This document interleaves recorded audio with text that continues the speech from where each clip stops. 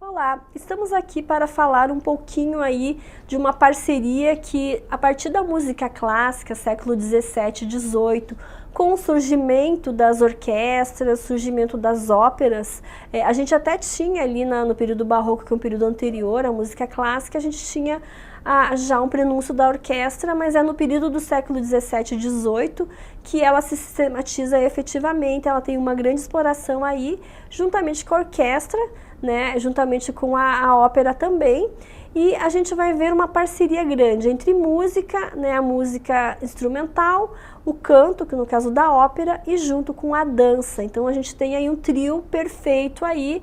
A gente vai ver aí que o balé clássico, ele está normalmente aliado, pelo menos nesse período aqui, desse período clássico, aliado entre orquestra, ópera e dança. Seria aí as grandes apresentações aí para entretenimento do público. Então o público ficava realmente maravilhado assim com essa junção aí, encantado. Então a gente tem aqui a música no romantismo, tá? Ela se caracteriza como uma música do século aí 19, tá? A gente teve já aí o período da Revolução Francesa e a gente tem uma mudança muito grande entre o período do clássico, da música clássica para a música do romantismo, no qual aqui a gente vai ver que existe uma primazia da sensibilidade sobre a razão. Então, lembrando aqui, a gente vai pensar romantismo, século XIX, e busca da expressividade, da subjetividade dos autores, dos músicos, tá?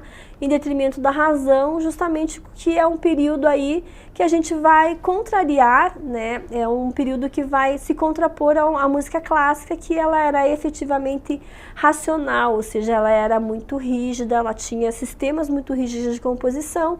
Aqui no romantismo ela segue também uma ordem, um estudo, mas ela vai valorizar esses aspectos mais emotivos, mais a sensibilidade.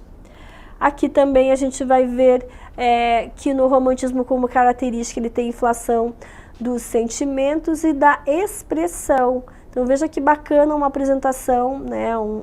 Não é quase nem um teatro, né? É uma sala, apresentação aqui de piano e o público muito próximo aqui e que tem, claro, todo mundo muito formal, enfim, como era a época que pedia, né?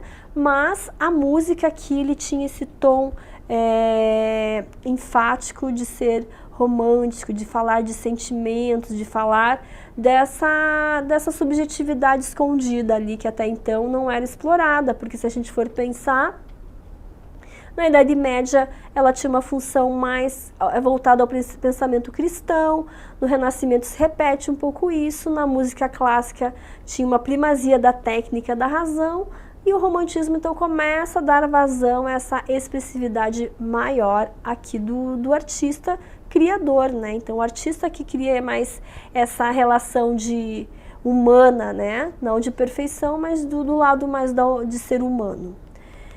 O Schubert foi um dos grandes representantes aqui desse período, tá? A gente não conhece, a gente fala Bach, Mozart, a gente conhece mais. Schubert também é conhecido, mas não tanto, né, quanto os outros anteriores que a gente comentou nas aulas de música clássica, por exemplo. Tem o Schumann também aqui, tá? Que é um compositor romântico alemão. Então eles, né, representaram esse período aqui. O Chopin, né, o Frédéric Chopin, talvez o Chopin desse momento aqui talvez seja o mais conhecido aqui por nós, né, assim, pelo menos a gente tem uma referência ao nome dele de maneira mais efetiva. E olha que interessante aqui, a gente colocou ali os grandes, né, os grandes compositores, mas veja que a música do romantismo, por mais que ela tenha representantes eruditas como Chopin, por exemplo, a gente vai ver que a música no romantismo ela começa a buscar ter uma vertente mais da música popular e folclórica. Veja que interessante, né? Não parece viável, né, essa relação entre uma música erudita, dos grandes mestres ali do romantismo, mas a gente vê que o romantismo ele desemboca então nesse período para essa vertente mais folclórica e popular. Então a gente tem esse início de elementos da música folclórica e da música popular devido às diversas ondas nacionalistas que ocorreram na Europa naquele tempo. Ou seja, a gente vai ver aí que a música se impregna do nosso cotidiano, então isso é bem interessante. Essa música popular, essa música folclórica começa a invadir esses espaços mais eruditos e acadêmicos, mais sérios aí. Então, bacana, e que isso, claro, para nós brasileiros tem bastante influência também dessa música mais folclórica e dessas músicas mais de origem popular, que buscam dar uma identidade ali a certas populações, ao povo mesmo. Então, é a busca da identidade do que há de mais característico numa dada região. Então isso é super bacana e o Brasil também sofre essa influência também, tanto nas músicas quanto nas artes plásticas também, tá?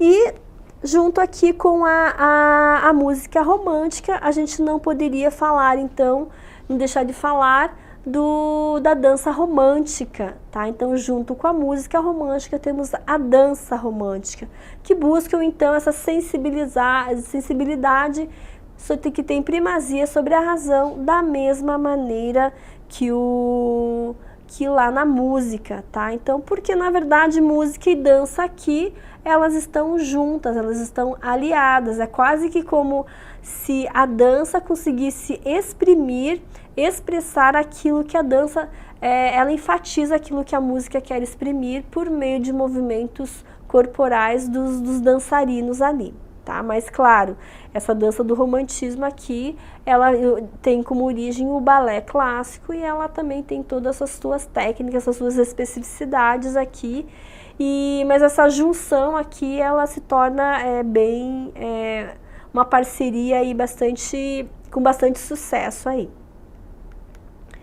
O balé, então, vem como essa expressão de sentimentos pessoais, né? Pessoais que eu digo, não é que o bailarino faz o que quer, né, na dança, mas ele vai buscar expressar os sentimentos humanos. Então, isso que é interessante, né? Tanto o compositor quanto o bailarino, né, que claro, ele tem ali um diretor que compõe a peça, no qual ele vai, ou é a reprodução de uma obra literária, né, ele vai representar e expressar sentimentos pessoais no sentido de sentimentos humanos, nos quais nós humanos nos identificamos. O amor, a paixão, a tristeza, a raiva, a alegria são comuns a todos nós, porque somos humanos, e de uma certa maneira vai contagiar, influenciar as composições e as peças ali de dança, tá? As coreografias de dança. E junto então com a dança romântica tem o que eu havia comentado com vocês, que são as óperas, né? E a ópera aqui, pessoal, então ela detinha esse monopólio do balé, que era submetido então à classe rica conservadora, que buscava aí a toda a prova o entretenimento. Eles buscavam essa beleza, né? Que às vezes tinha orquestra junto. Então eles buscavam aliar uma coisa com a outra. É como se o balé fosse a parte narrativa, quase teatral, do que o cantor de ópera estava aí se expressando, entendendo então que aqui quem bancava mesmo as grandes óperas aí, os grandes concertos, grandes óperas, grandes apresentações de balé, era a sociedade burguesa que gostava mesmo de assistir essas grandes peças aí, essa junção aí, que claro, tinha uma beleza realmente significativa, tá? E também aqui eu dei um salto aqui um pouquinho na história, né, falando um pouquinho sobre o que seria a dança moderna aqui. A dança moderna, ela acontece já, ali a gente falou do romantismo, né, a música com a dança, e aqui a gente dá um salto na história para falar um pouquinho da dança moderna, que ela acontece mais ou menos na década de 50 e nos Estados Unidos, tá? Então ela os Estados Unidos, a dança norte-americana, lembrando que na Europa a gente tinha todo um pensamento mais engessado, uma tradição histórica muito forte que não se permitia tantas liberdades de produção. Assim como nas artes plásticas, a gente vê que a partir da década de 30 e 40, os artistas europeus migram para os Estados Unidos da América porque eles lá têm uma liberdade de se expressar. Nas artes visuais, nas artes plásticas, a gente tem o expressionismo abstrato como sendo um movimento essencialmente norte-americano, e a gente vai ver que grandes personalidades na área da dança, como a Isadora Duncan e a Martha Graham, elas aí têm aí um espaço para poderem se expressar. Elas não eram norte-americanas, mas elas têm aí essa possibilidade de conseguir um momento de experimentação, coisa que com o balé, que é muito métrico, muito repetitivo e sistemático, não se tinha essa liberdade, e elas conseguiram aí se expressar, tanto é que a gente vê que é quase uma expressão teatral que elas fazem com o corpo aqui. E a gente tem aqui também o François Delsarte, tá? Que ele foi o descobridor dos princípios fundamentais da dança moderna, e ele concentrou sua pesquisa em experiências nas relações entre alma e corpo. Então veja que do lado esquerdo aqui, a gente tem ali uns exercícios que ele promovia, né, para os seus bailarinos, para tentar buscar essa expressividade do corpo para conseguir aí então essa conexão entre alma e corpo. Até a gente pode relacionar um pouco aí com o balé romântico, né, que busca expressar sentimentos. O único porém é que no balé a gente tem aquela dança rítmica, seriada, metrificada, os passos têm que ser executados com perfeição. Aqui na década de 50, com o François, com a Isadora Duncan, enfim, eles tinham uma liberdade de se expressar sem seguir uma métrica, uma técnica tão rígida, tá? E a gente tem aqui, né, que também vai influenciar os norte-americanos, uma escola germânica e a sua linhagem americana. Então ela surge na Alemanha e depois ela tem uma linhagem americana, norte-americana, né? E que daí ela tem uma nova abordagem do movimento. Então veja que interessante aqui, né? Antes a gente pensa, quando a gente fala em dança, talvez assim a maioria do senso comum vai pensar, puxa, dança é balé, né?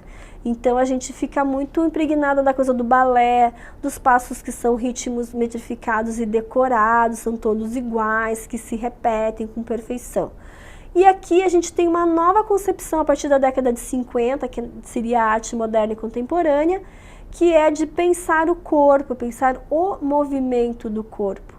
E isso é muito bacana porque muda essa concepção de alguma coisa sistematizada, que o balé é uma vertente da dança, ela não é toda a dança. Então aqui a gente começa a pensar a questão do corpo e o movimento desse corpo, como está aqui, né? Essa abordagem rítmica do corpo, criar um movimento e criar um ritmo para esse corpo, mas não é esse ritmo seriado e tão sistematizado ali como era no balé, que eles ficavam praticamente engessados ali, né? E essa abordagem aqui dessa escola germânica, que teve uma vertente norte-americana, a gente tem o Rudolf Laban. O Laban, ele foi assim um dos precursores de pensar o estudo do corpo, o movimento corporal, e ele é super importante. Então dei uma estudada, dei uma clicada, procurem artigos sobre o Laban, o histórico dele, vocês vão ver o quão importante ele foi, que ele criou um método que pratica uma série de exercícios corporais com graduação do grau de dificuldade. Então ele cria aqui, olha, esses hectágonos, essas estruturas geométricas, no qual o bailarino ele se exercita e ele se propõe aí criar movimentos diferenciados com graus de dificuldade diferenciados, tá? Para uma espécie de autoconhecimento corporal, para saber dos limites do corpo, para saber até onde esse corpo pode ir e o que ele pode alcançar, mas sem buscar perfeição, sem buscar uma técnica de repetição, tá? E a gente tem então aqui também movimentos claros e econômicos, quase que teatrais. E a Mary Wigman foi uma das fundadoras da escola germânica que influenciou a escola americana também. Aqui a gente vê, no caso ela, a gente nem imagina que é uma apresentação, parece mais uma apresentação teatral, né, pessoal, do que uma apresentação de balé, tá? E o dançar hoje, aqui a gente vai pensar no início do século XX, né? A gente volta, a gente tem duas vertentes, na verdade. Tem essa dança mais pesquisa, movimento, e tem também essa dança mais do balé clássico, que o balé clássico nunca vai morrer, né? As escolas ainda formam grandes bailarinos, e é uma dança de caráter mais elitizado. Então, no século XX, a gente ainda tem o balé. Não é que o balé morreu porque surgiu o Laban, enfim, surgiu essa linhagem norte-americana, ele ainda permanece muito forte. Mas, ao mesmo tempo, a gente vai ter aqui, então, dançarinos, pesquisadores em dança, em movimento, no corpo, que vão aí, paralelamente, aí buscar conviver junto com o balé, que é essa pesquisa do movimento, do corpo. E a gente tem uma grande representante aqui, que é a Pina Bausch, que inclusive tem um filme sobre a trajetória dela. Se puderem assistir, se tiverem acesso no YouTube, seria bastante interessante para vocês verem que a concepção dela é completamente diferente do balé. Então vejam que hoje, assim como na música, como nas artes plásticas, nas artes visuais, a gente vê que na dança a gente tem uma diversidade de coisas acontecendo. Ao mesmo tempo que a gente tem uma dança contemporânea extremamente de top, de pesquisa, né? A gente tem o balé clássico ainda que nunca vai morrer. Então a gente tem a convivência de várias diversidades aí, tanto na música quanto na dança. Então basicamente seria isso. Até mais.